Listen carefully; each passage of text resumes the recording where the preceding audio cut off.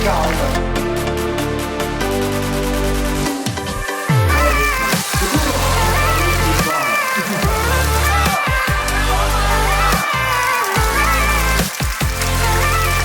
人冇得你揀，但條路點行係你自己嘅抉擇。你哋有冇試過為咗一樣嘢真係堅持落去啊？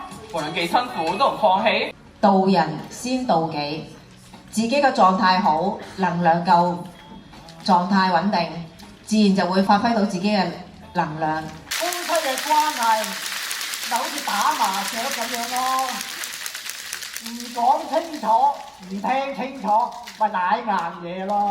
曾經我認為會有一個人搭住七色嘅彩雲嚟拯救我，今日我終於明白啦，而呢一個人就係我自己啊！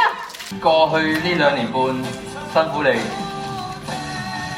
你為屋企嘅付出，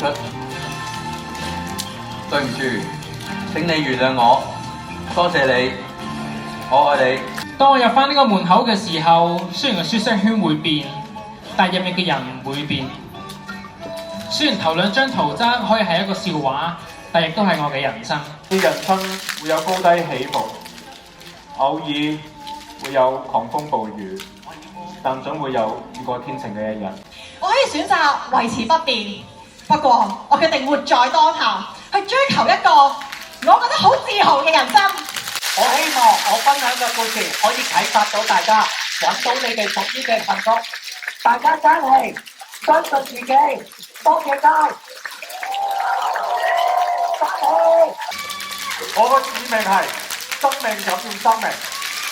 我相信自我，無論喺舞台同埋影視作品裏邊，都帶到歡樂、正能量俾咁多位。